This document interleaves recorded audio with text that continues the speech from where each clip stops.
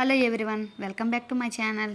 ఈరోజు దక్షిణామూర్తి కథ గురించి తెలుసుకుందాం. ఈ వీడియోలో అసలు దక్షిణామూర్తి గురు స్తోత్రం గురించి ఈ వీడియోలో తెలుసుకుందాం. సరే, వీడియోలోకి వెళ్ళిపోదాం. గురుగ్రహ దోష నివారణకు దక్షిణామూర్తి స్తోత్రం. దక్షిణామూర్తి విగ్రహాన్ని పరిశీలించినప్పుడు ఒక మర్రి చెట్టు కింద కూర్చొని ఒక కాలు రాక్షసుని తొక్కిపట్టి ఉంటుంది, మరో కాలు పైకి మడిచి ఉంటుంది. చుట్టూ ఋషులు కూర్చొని ఉంటారు. భంగిమలోని అంతర్యమేమిటో తెలుసుకుందాం. బ్రహ్మ యొక్క నలుగురు కుమారులైన సనక, సనందన, సనాతన, సనత్కుమారులు బ్రహ్మజ్ఞానం కోసం అనేక రకాలుగా తపస్సును ఆచరించారు. అయినా వారికి అంతుపట్టలేదు. వారు చివరికి పరమశివుడి దగ్గరికి వెళ్ళి తమకు జ్ఞానాన్ని ప్రబోధించాల్సిందిగా కోరారు. అప్పుడు శివుడు ఒక మర్రి చెట్టు కింద కూర్చున్నాడు. ఆయన చుట్టూ నలుగురు ఋషులు కూర్చున్నారు.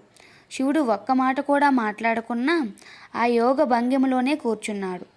ఋషులందరికీ అనుమానాలన్నీ వాటంతట అవే తొలగిపోయి జ్ఞానోదయమైంది. ఈ రూపాన్ని దక్షిణామూర్తిగా హిందూ పురాణాల్లో వర్ణించబడింది. ఈ రూపం మనకు ఏమని సూచిస్తుందంటే, జ్ఞానం అనేది మాటల్లో వర్ణించలేనిది, కేవలం అనుభవించవలసింది అని. గురు దక్షిణామూర్తిగా మనం పూజించే దక్షిణామూర్తి గురువులకే గురువు. మనం పూజించే దక్షిణామూర్తి అందరి గురువులకే గురువు. అందుకనే ఈయన గురించి మన పురాణాల్లో విస్తృతంగా వివరించారు. స్మార్త సాంప్రదాయాల్లో గురు సాంప్రదాయానికి ఆద్యుడు దక్షిణామూర్తియే. మేధా దక్షిణామూర్తి వేరే దేవత కాదు. ఆ స్వామిని ప్రతిపాదించిన మంత్రాలలో ఒక మంత్రానికి ఆది దేవతామూర్తి మాత్రమే. అలాగే ఈ శ్రీ దత్తాత్రేయుడు, గురుదత్తుడు అనేవారు వేరే వేరే దేవతామూర్తులు కాదు. ఈ దత్తుడు త్రిమూర్తాత్మయుడు, సర్వ సంప్రదాయ సమన్వయకర్త. ఇక దక్షిణామూర్తి, దత్తాత్రేయుడు వీరిద్దరూ ఒకరేనా అంటే తత్వదృష్టిలో ఖాయంగా ఒకరే. వ్యవహారిక దృష్టిలో ఉపాసనా విధానంలో మాత్రం విభిన్నులు. శ్రీరాముడు, శ్రీకృష్ణుడు ఒకరా లేదా వేరా అంటే ఏమి చెబుతాము? ఇక్కడ కూడా అలాగే చెప్పుకోవాలి.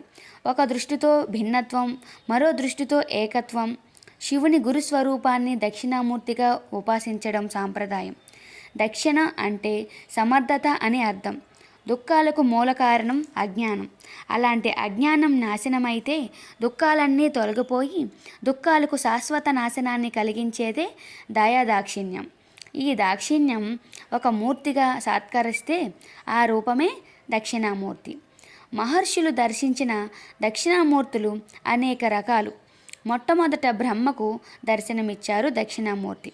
ఆ తర్వాత వశిష్ఠునకు, సనక సందనాదులకు కూడా సాత్కరించారు దక్షిణామూర్తి. దక్షిణామూర్తిని ఉపాసించే వారికి బుద్ధి వికసిస్తుంది. అందుకే దక్షిణామూర్తిని పూజించమని విద్యార్థులకు ప్రత్యేకంగా చెప్తారు. విష్ణు, బ్రహ్మ, సూర్య, స్కంద, ఇంద్ర తదితరులు దక్షిణామూర్తిని ఉపాసించి గురుతత్వాన్ని పొందారు. మంత్రశాస్త్రం అనేక దక్షిణామూర్తులను ప్రస్తావించింది. ఆ రూపాలు వరుసగా శుద్ధ దక్షిణామూర్తి, మేధా దక్షిణామూర్తి, విద్యా దక్షిణామూర్తి, లక్ష్మీ దక్షిణామూర్తి, వాగీశ్వర దక్షిణామూర్తి, వటమూల నివాస దక్షిణామూర్తి, సాంబ దక్షిణామూర్తి, హంస దక్షిణామూర్తి, లకుట దక్షిణామూర్తి, చిదంబర దక్షిణామూర్తి, వీర దక్షిణామూర్తి, వీరభద్ర దక్షిణామూర్తి, కీర్తి దక్షిణామూర్తి, బ్రహ్మ దక్షిణామూర్తి, శక్తి దక్షిణామూర్తి, సిద్ధ దక్షిణామూర్తి. ప్రధానమైన ఈ 16 మూర్తుల్లో వటమూల నివాసన దక్షిణామూర్తినే వీణ దక్షిణామూర్తిగా శాస్త్రం చెబుతోంది. భస్మాన్ని అలముకున్న తెల్లనివాడు చంద్రకళాధారుడు. జ్ఞానముద్ర, అక్షమాల, వీణ, పుస్తకాలను ధరించి యోగముద్రుడై స్థిరుడైనాడు. సర్పాలను దాల్చిన కృత్తివాసుడు పరమేశ్వరుడైన దక్షిణామూర్తి. తెలివిని, విద్యను, మంచి బుద్ధిని ప్రసాదిస్తాడు.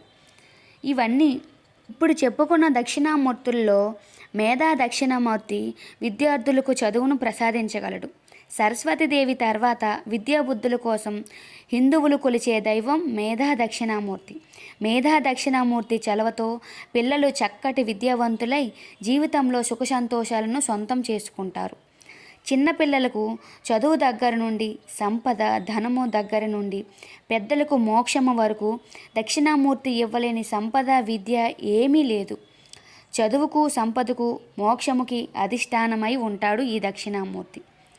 దక్షిణామూర్తి స్తోత్రం. స్వం దర్పణ దృశ్యమాన నగరీ తుల్యం నిజాంతర్గతం పశ్యన్నాత్మని మాయమా బహిరివోద్భూతం యదా నిద్రయా యస్సాక్షాత్కురుతే ప్రబోధ సమయే స్వాత్మానమేవాధ్యయం తస్మే శ్రీ గురుమూర్తియే నమః.